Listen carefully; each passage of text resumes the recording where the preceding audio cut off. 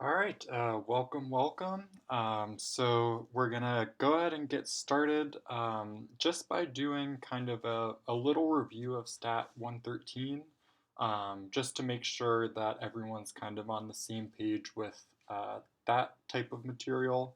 I know for some of you, you might have taken Stat 113 just last semester, so things might be pretty fresh, but others might have taken it a couple years ago, and so we kind of want to make sure everyone's on the same page with just some of the basics of confidence intervals and hypothesis testing so that we can move forward together. And so what we're going to do for this section is kind of reframe one sample t-test and confidence interval that you learned in Stat 113, but put it in the frame of a model. And so it might be in a little bit of a different format than what you saw in IntroStat. And so, in really super general terms, we're going to assume this kind of structure where we have some data and we think that that data comes from some sort of structure that we could model plus some sort of error that we can't really model, and that error is just kind of random error tacked on to the end because our model isn't going to be perfect.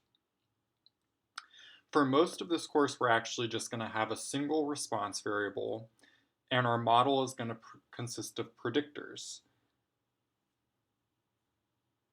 And so our single response variable, we're going to denote y, and y is going to have some mean that we're going to denote mu, and then we're adding in some unexplainable error, which we're denoting as this little epsilon symbol. And so this is our response. This is our expected value of y that can be explained by predictors.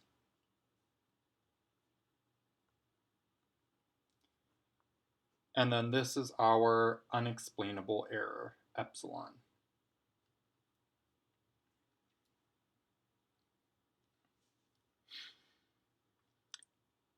All right, so this is all just very general. We're going to start with what is really kind of what I think about as the simplest possible type of model, and that's a model for a response variable that doesn't actually have any predictors at all. And so when we write out this model, we're just going to write that our response is just some mean plus error, where this is mean is just constant. And so constant meaning that it doesn't depend on any predictors at all, so it's just the same for everyone in your data set. And then this is just an individual's error.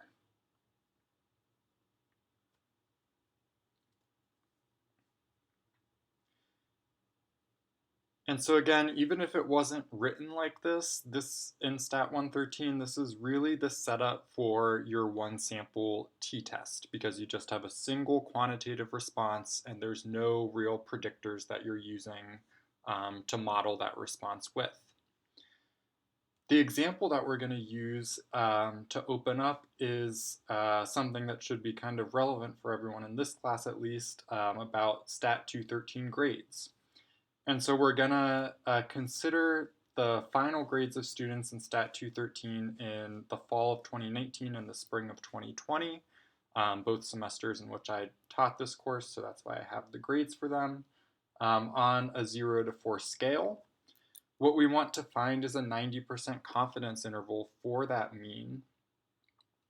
And we also want to know if there's evidence that the average grade is different than a 3.2, which is the university-wide average GPA, at least so I've heard.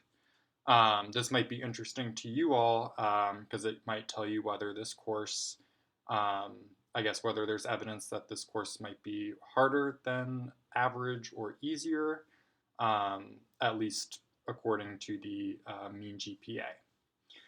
And so on the next page, we see a dot plot of the grades of all the students from those 2 semesters in Stat 213. So we kind of see that nobody failed, so that's at least a good sign.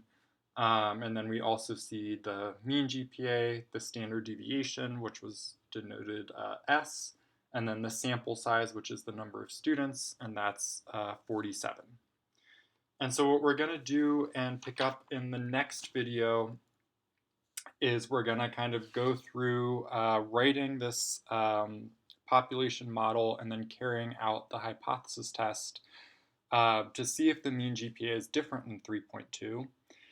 And then we're going to kind of delve a little bit deeper and see how this problem actually isn't really as simple as it seems here based on this dot plot in these summary statistics. And there's a little bit more that we might want to think about with regard to where this data is actually coming from.